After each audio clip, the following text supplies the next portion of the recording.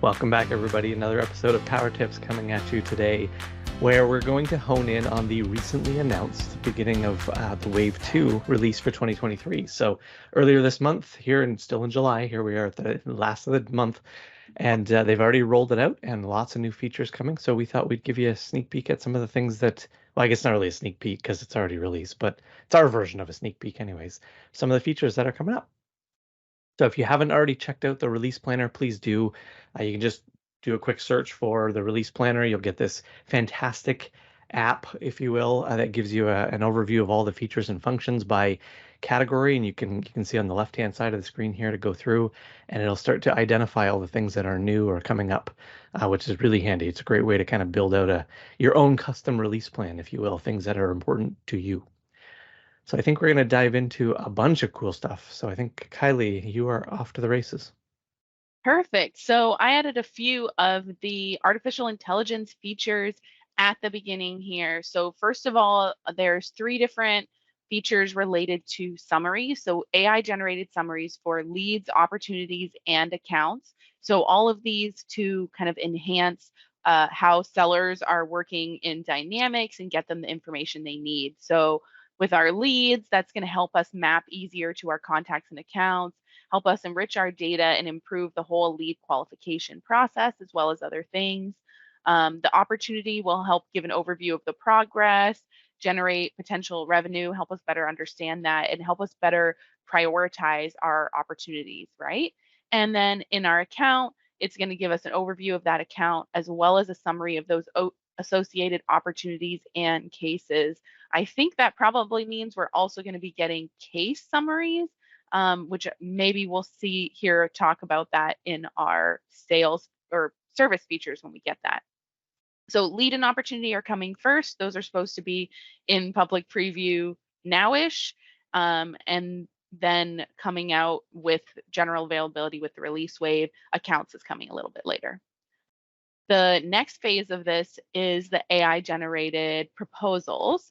So this is going to be a way to generate that first draft of the proposal that you'll deliver to the client, so you can set up a consistent format and style, so that all that kind of busy work when you're setting a proposal is done for you, right? All of this will be using what you want to do and generate it based on the data in the system, and so then your sellers can just modify that and get it ready to go. You can also convert your proposal into a PowerPoint so you can present it and deliver that to your stakeholders. And that should be in public preview in October. And so we don't know when the general availability will be yet. What do you guys think about these AI features? These are all part of the co-pilot section of the sales announcements. I think these AI generated proposals are incredible. I can think of like 3 of our customers instantaneously who this would be a game changer for. I'm really interested to see more about this in October. Yeah, I am too, especially how it interacts with or replaces perhaps the whole idea of like Word and Excel templates. I don't know that it'll replace them, but I think of some of the customers that we have that are doing proposals, they have them as Word templates in there that they plug data into and pull. So I was really intrigued to see them pull out PowerPoint into this and say, we're going to give you the ability to push this into PowerPoint. And I thought that's kind of a shift, and I wonder how that's going to look when it takes shape, which is interesting. So. Yeah, and this would probably really benefit, because how many customers do you work with that have just one template for your proposals, right? There's so many different ones that you're relying on people to select the correct one based on whatever attributes of the opportunity or quote that you're working on. This is cool because it's like, human error proof, hopefully. Yeah, and it says it's going to help us spend less time researching and gathering information about the customer's pain points, goals, and expectations. So it'll be interesting to see, I think there's a lot of great things in here, and it's going to really drive use of dynamics as well, right? Like if people are entering in more data, it will help these templates be better and help this generate more. I think it's going to be interesting to see how this all works. Does that mean we have to use those out of the box fields on the opportunity that I always remove about, like those big free text chunks? Maybe. Interesting. On the note of the first slide that you talked about, the I noticed while I'm going through, I think it's just the opportunity that has a screenshot. The other two don't, there's just text. Actually, most of the release items don't have screenshots yet. And so I think they will over time as they get built out. But that the opportunity one gives you a quick sample view of what that summary is going to look like. And it's just that pilot on the side, right? That says, hey, here's some bullet point things that we've noticed. And there's also a what's changed since you were last here, which I thought was really cool, right? So, hey, I I came like back that. on this. I'm on a sales team. What's changed since I was here last week? And it'll kind of be like, hey, the revenue went from 150 to 175 or whatever it is. So that's kind of cool. Right. Very I'll cool. be part of that co-pilot conversation. So, Mhm. yeah. All right, like it. Heidi, I think you're next. Yeah, so I just picked one to highlight, and in the release notes, it's called Empower Seller to Proactively Pick the Next Prioritized Rule Record Based on Business Rule. What? On business rules? Right? So I picked this because it's very intriguing to me, but I can't for the life of me understand how this can be accomplished simply by using a business rule. Let's talk about what this is. Sales manager personas. You will define and maintain the rules that are going to lead to the prioritization and assignment of leads and opportunities. Sellers, you will log in and you will say, I would like 25 opportunities. And then automatically using the model defined by the sales manager based on a business rule, that's going to give you those. And then the system that will allocate top priority records as defined in the business rule. I love business rules. They're one of my favorite things to use as a system administrator. But how, hey, honey ho, are we using a business rule to do this? This sounds like queues and automated routing. I am so intrigued by this. I want to learn more. There's nothing else about it in the release notes, but I am definitely staying tuned to this one. I'm bookmarking it in my personal release planner because I want to see the updates. I want to see all of that great stuff. There's no public preview. There's no early access. The only thing there is general availability in November. What do you guys think about this? And well, is it capital business rule from like, are they talking about Dynamics business rules, or do they just mean your business rules? That's interesting because I just assumed it is a business rule. That's how I read it too. Yeah, we assume they're speaking Dynamics words, but I'm not sure they are. Okay, if they're not, that might make more sense. Yeah. But even still, it's got, they're implying that you'd have to put that logic of the rule, business rule or otherwise, in the system somewhere. So if it's not a business rule, and I agree with you, Heidi, I'm really intrigued to see how this takes shape. Everything about it is interesting to the point that you made at the very end. No public preview. They're just sort of saying, hey, it's just going to come out. It's here. Which I don't think will be the case. I'm sure they'll get us a preview. But it's just interesting to understand how they're going to do it, regardless of what kind of business rule they're talking about, capital business rule or lowercase business rule. So agreed. Cool. So I had 3 quick ones. So Sales Accelerator is now being coined Sales Engagement.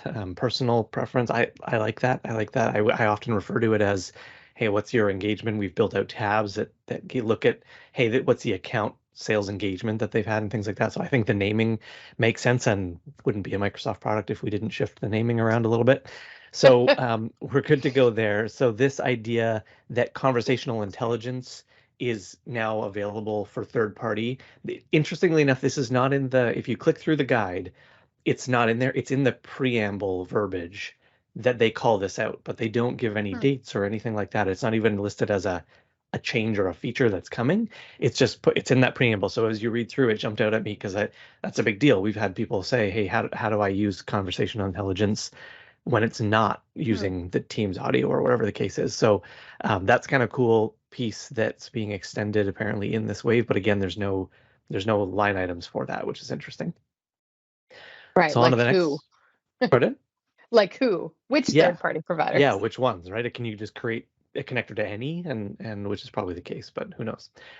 Sales Engagement, formerly known as Sales Accelerator, faster load times. So I'm always a fan of anything that's going to happen faster. Like everybody else, I have limited patience when I'm trying to navigate through records. So they say in text form that the work list navigational layout is being upgraded. Don't know what that means because it could be changing or just being enhanced behind the scenes so it's faster. but also that the entity record load times are fast. And what's interesting to me about this is we were talking about this with somebody recently, and we went through a couple of examples, and in the back of my mind, I thought, wow, this is actually loading really quickly. And so I don't know if they've already started to push this. I didn't put the dates on here, which was a faux pas. I should have. Maybe they've already started to layer in some enhancement there, because in the limited experience that I'm referring to, I noted it was noticeably different. Like you could click on the sequence item and boom, the record was there, and it was pretty awesome. So maybe they've already started, but always a welcome change when things are going to go faster in the system. And then the last one, this multiple simultaneous sequences. This is a big function. I don't know if you guys have played with sequences much at all. We've been starting lately because it's kind of a replacement to all that background work we'd have to do to build a flow or a workflow to, oh, you want to create an activity here, let's create the activity. And sequences kind of helps you do that a little quicker. And so they're now going to allow you to do multiple, which I think is great, because if you think of a role or an organization where you've got maybe ops people and sales people and customer service people, and there's different touch points with the customer that they need to be monitoring, well, now you'll be able to attach multiple sequences in different scenarios to records. Not coming till later this year. I remember this one is December of 2023, so a while to wait yet. But to me, that's a game changer, because that brings this functionality to the entire organization instead of just section by section, which I think is pretty cool. So that was kind of a lot to cover, but what do you guys think about those three? Name changes are always fun. Keeps us on our toes. Yeah. I like this last one for all the same reasons that you highlighted. I don't really have any other reasons why it's cool. It's just 2 thumbs up. I agree that the multiple simultaneous sequences will enhance the user experience, I think. Yeah. Yeah, and for those who haven't played with sequences yet, you need to check it out, because great way to guide your sellers instead of just using business process flows. Mm-hmm. Yeah. Agreed. Cool. Well, that's those are the power tips for this week, just based solely on the newly released sales release plan for 2023 Wave 2, because that's not a mouthful. And so we look forward to the next one. I don't know what we'll tackle next. Maybe customer service. Perhaps I just did a little foreshadowing. I'm not sure, but that's where we'll turn our attention to next. And thanks for watching, everybody. Have a great week. Let us know in the bottom what things you looked at in the release plan and what you think are most intriguing as enhancements coming out soon. And if you think it's business rules, capital B, capital R, or business rules. Yes, let's start a debate. Thanks, everybody.